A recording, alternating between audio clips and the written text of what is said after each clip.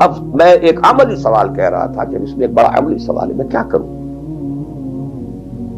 میں ایک ایسے ماحول میں رہ رہا ہوں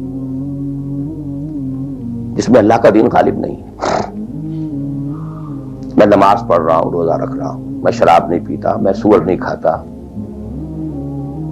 چلو میں نے اپنا اکاؤنٹ جو ہے بینک میں جو ہے کرنٹ اکاؤنٹ رکھا ہوا ہے، میں نے کوئی سود نہیں لیا، نہ سود لینا چاہتا ہوں. کیا کروں؟ اکیلا چنا پہاڑ کو تو نہیں پھوڑ سکتا،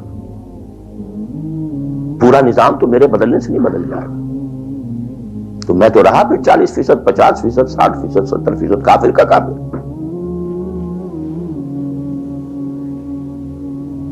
تو وسط وے آؤٹ، وسط مخرج. بڑی پیاری حدیث ہے وہ جس میں یہ الفاظ آتے ہیں. حضور نے فرمایا انہا ستکون فتنۃ، ایک وقت آئے گا تو بڑا فتنہ ہوگا. حضرت علی فرماتے میں نے فوراً عرض کیا مل مخرج منہا یا رسول اللہ، اے اللہ کے رسول یہ بتائیے اس سے نکلنے کا راستہ کون سا ہوگا. یہ نہیں پوچھا کیا فتنہ ہوگا، کیوں ہوگا، کب ہوگا، کیسے ہوگا، کدھر سے آئے گا، کچھ نہیں، نکلنے کا راستہ بتائیے. بلکہ ایک اور روایت اس حدیث کی اس سے بھی زیادہ پیاری ہے کہ اصل میں حضرت جبرائیل نے کہا حضور سے یا محمد امتک بعدک،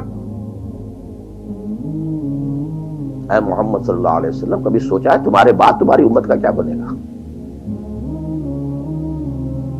تو حضور پلٹ کر سوال کرتے ہیں مل مخرج منہا یا جبرائیل، تو بہت بڑا پرابلم تم نے اے جبرائیل میرے سامنے رکھا ہے، تو اب آپ ہی بتائیں اس سے نکلنے کا راستہ کیا ہوگا. قال کتاب اللہ، وہ پوری حدیث پھر وہی ہے. کتاب اللہ فیہ خبر ما قبلکم ونبأ ما بعدکم وحکم ما بینکم وہو ذکر الحکیم وہو صراط المستقیم وہو حبل اللہ المتین. اس کا مخرج کیا ہے؟ یہ ہے اصل میں میرے اگر تو یہ بات سمجھ میں آ گئی، اس کے لیے تصور سمجھ لیجئے ہمارے دین میں کفارے کا ایک تصور ہے. آپ نے روزہ توڑ دیا وہ تو ٹوٹ گیا، کیا کروں، جڑ تو نہیں سکتا. کب اشکوں سے جڑ سکتا ہے؟ جو ٹوٹ گیا سو ٹوٹ گیا. موتی ہو کہ شیشہ جام کے مل، جو ٹوٹ گیا سو ٹوٹ گیا. تم ناحق ٹکڑے چن چن کر دامن میں چھپائے بیٹھے ہو، شیشوں کا مسیحا کوئی نہیں، کیا آس لگائے بیٹھے. وہ تو ٹوٹ گیا، لیکن اس کا کفارہ دے دیا گیا. کفارہ ہے